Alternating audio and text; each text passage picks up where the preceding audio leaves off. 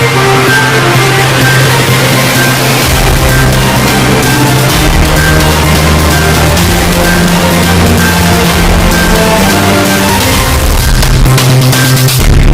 मी Deepti Gharde. Mission Maharashtra news मध्ये आपले स्वागत आहे. स्त्री शिक्षणाचे प्रेरणादायी क्रांतीज्योती सावित्रीबाई फुले यांच्या 195व्या जयंती निमित्ताने अखिल भारतीय सर्ववर्गीय कलार समाज व महात्मा फुले सामाजिक न्याय परिषद महाराष्ट्र तर्फे मुख्य संयोजक भूषण दडवे यांनी कॉटन मार्केट चौकातील क्रांतीज्योती सावित्रीबाई फुले यांच्या पुतळ्याला माल्यार्पण करून अभिवादन केले.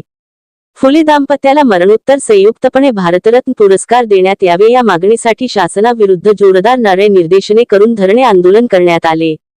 यावेळी भूषण दडवे म्हणाले, महात्मा फुले दाम्पत्याला मरणोत्तर संयुक्तपणे भारतरत्न पुरस्कार देण्यात यावे या मागणीसाठी गेल्या 25 वर्षापासून सातत्याने केंद्र सरकार, राज्य सरकार, मुख्यमंत्री, उपमुख्यमंत्री, मंत्री, खासदार, आमदार, शासन प्रशासन यांना प्रतिनिवेदन देण्यात आली.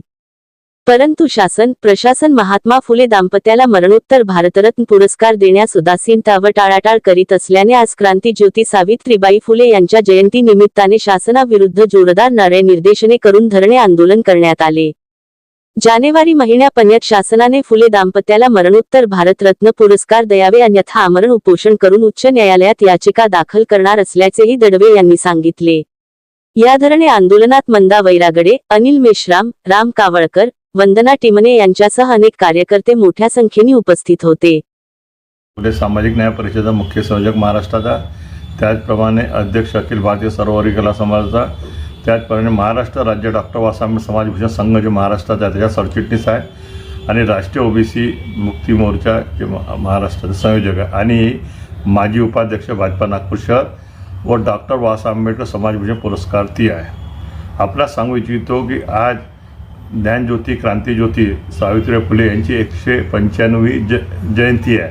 त्या निमित्ताने आज आम्ही कॉटन मार्केट चौकात आम्ही त्यांना पुष्पमाला अर्पण करून विनम्र अभिवादन केले आणि त्यांना केले आणि मागणी केली. आज धरणे आंदोलन केलं आम्ही. तुम्हाला मी त्याचे आहे फोटो दाखवतो तुम्हाला. धरणे महात्मा ज्योतिबा फुले आणि सावित्रीबाई फुले यांना गेल्या 26 वर्षापासून केंद्र सरकारची उदासीनता टाळाटाळ होत आहे. आपणास सांगू इच्छितो की 20/11/2000ला तत्कालीन मुख्यमंत्री जे विलासराव देशमुख होते त्यांनी प्रस्ताव ठराव पास करून केंद्र सरकारला पाठवला होता की महात्मा ज्योतिबा फुले आणि सावित्रीबाई ज्योतिबा फुले यांना भारतरत्न पुरस्कार देण्यात यावा अशी मागणी केली होती. त्यानंतर आपल्याला सांगू इच्छितो की 16 जून 2015ला महाराष्ट्राचे मुख्यमंत्री होते ना, आताही मुख्यमंत्री आहे, हे देवेंद्र फडणवीस यांनी पंतप्रधान नरेंद्र मोदी यांना लेखी पत्र दिलं होतं की महात्मा ज्योतिबा फुले सावित्रीबाई फुले यांना भारतरत्न पुरस्कार द्यायचा. मला आश्चर्य का गोष्टी वाटते की हे जे आमचं सरकार आहे हे शाहू फुले आंबेडकरचं नाव घेतात आणि आज 10 वर्ष झाले. 10 वर्षात ते केंद्रीय मंत्री अमित शहा, पंतप्रधान नरेंद्र मोदी यांना अनेकदा भेटले, पण महात्मा ज्योतिबा सावित्रीबाई फुले यांना भारतरत्न पुरस्कार देण्यासाठी यांनी शिफारस केली, फक्त पत्र दिलं, बाकी समोरचं काहीच केलं नाही. त्यानंतर आपल्याला सांगू इच्छितो की तत्कालीन अर्थमंत्री जे सुधीर मुनगंटीवार यांनी सुद्धा एक पत्र 8/2020ला पंतप्रधान नरेंद्र मोदी यांना दिलं होतं की महात्मा ज्योतिबा फुले सावित्रीबाई फुले यांना भारतरत्न पुरस्कार देण्यासंदर्भात, पण ते सुद्धा 5 वर्ष झाले, ते सुद्धा काही हे झालं नाही. या संदर्भात सांगतो की दरवर्षी महात्मा ज्योतिबा फुले आणि सावित्रीबाई फुले यांची जयंती पुण्यतिथी होते. आम्ही निवेदन तयार करतो आणि कलेक्टरमार्फत आम्ही पंतप्रधान जे असन तेव्हापासून पंतप्रधान नरेंद्र मोदी, गृहमंत्री अमित शहा, सामाजिक न्यायमंत्री थावरचंद गेहलोत होते, मग त्यांनाही दिलं, केंद्रीय मंत्री गडकरी यांनाही दिलं, वारंवार पत्र दिलं आहे. आणि आपल्याला सांगू इच्छितो की ह्याच्या 2 वर्ष अगोदर 17 दिवसात 5 जणांना भारतरत्न पुरस्कार दिले मरणोत्तर. त्यात एक नाव सांगतो तुम्हाला, भूतपूर्व राष्ट्रपती प्रणब मुखर्जी, नानाजी शास्त्री, त्याच्यानंतर 23 जानेवारी 2024ला बिहारचे माजी मुख्यमंत्री कर्पूरी ठाकूर, 3/2/2024ला लालकृष्ण अडवाणी, त्यानंतर 9/2/2024ला माजी पंतप्रधान नरसिंहराव चौधरी चरणसिंग कृषी तज्ज्ञ, डॉक्टर एम स्वामीनाथन यांना पुरस्कार दिले. जवळ 7 लोकांना पुरस्कार दिले. आणि हे मागणी आमची अनेक वर्षापासून आहे आणि त्यांचे प्रस्ताव ठराव गेले आहे केंद्र सरकार जी म्हणतात शाहू फुले आंबेडकर नाव घेतात. आज महात्मा ज्योतिबा फुलेचं काम देशात हे आहे. ज्यांना डॉक्टर बाबासाहेब आंबेडकर गुरु मानत होते, महात्मा गांधी गुरु मानत होते, ज्या व्यक्तीने छत्रपती शिवाजी महाराज यांची जी समाधी आहे ती समाधी त्यांनी शोधून आणली आणि 1848 साली देशाची पहिली शाळा त्यांनी सुरू केली. त्यात 17 वर्षाची असताना शिक्षिका मान सावित्रीबाईंना मिळाला. आज देशात महिला राष्ट्रपती झाल्या. आज महिला राष्ट्रपती आहे देशाची, पंतप्रधान झाल्या, त्यानंतर अर्थमंत्री झाल्या, सगळे झाले. आज नरेंद्र मोदीजी आमचे ओबीसी पिछडा समाज के म्हणते. आज यांनी महात्मा ज्योतिबा फुले सावित्रीबाई फुलेंनी इतकं मोठं काम केलं आहे की देशात एवढं मोठं काम कोणाचं नाही आहे. आज खडकवासला धरण बांधलं आहे त्यांनी. अनेक त्यांचं कामं आहे आणि त्या कामाचं मला असं वाटतं की होत नाही. आणि जे आमचे ओबीसीचे नेते आहे, जे नेते आहे, आमदार, खासदार, मंत्री, केंद्रीय मंत्री, मुख्यमंत्री, त्यानंतर बाकीचे लोक आहे, ते फक्त म्हणतात की महात्मा ज्योतिबा फुले सावित्रीबाई फुलेंना भारताचा पुरस्कार मिळाला पाहिजे. पण दुःखाची गोष्ट आहे का ते मिळत नाही. आता 2025मध्ये विधानसभेत प्रस्ताव ठराव पास केला आहे मुख्यमंत्र्यांनी. मला आपल्या चॅनलच्या माध्यमातून मुख्यमंत्र्याला विनंती आहे, इतके वर्ष 26 वर्ष झाले, आता जानेवारी महिन्यात जवळपास किंवा फेब्रुवारी महिन्यात भारताचा पुरस्कार वितरित केला जाते.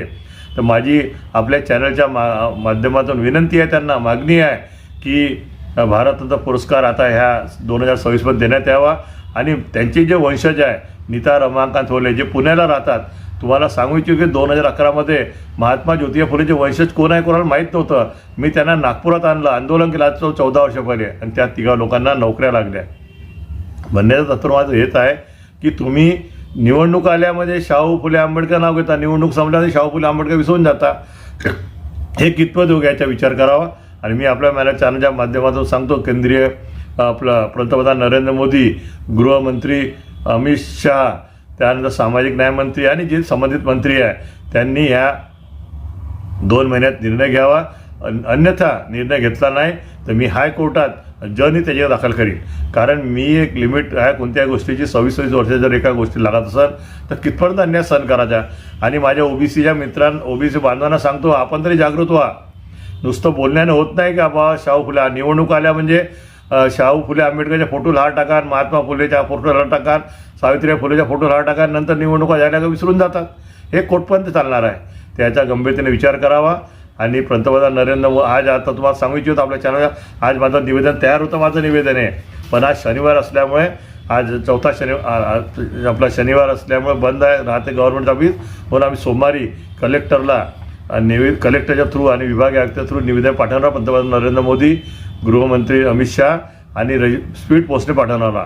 आता तरी जाग घेऊ द्या आणि महात्मा ज्योतिबा फुले आणि सावित्रीबाई भारतरत्न पुरस्कार द्या अशी आम्ही मागणी करतो. आज आम्ही धरणं आंदोलन केलं, तिथं नारेबाजी केली की केंद्र सरकार होश में यावं, महात्मा ज्योतिबा फुले आणि सावित्रीबाई फुले भारतरत्न देण्यात यावं याची तरी जाण ठेवा, हीच माझ्या आपल्या चॅनलमध्ये विनंती आहे. असं वाटतं टाटा दूध आहे ना, टाटा म्हणजे हे तर माझं पत्र नाही, विलासराव देशमुखचं पत्र दाखवलं तुम्हाला, आपल्या देवेंद्र फडणवीसचं पत्र दाखवलं, आपल्या सुधीर मुनगंटीवार पत्र दाखवलं.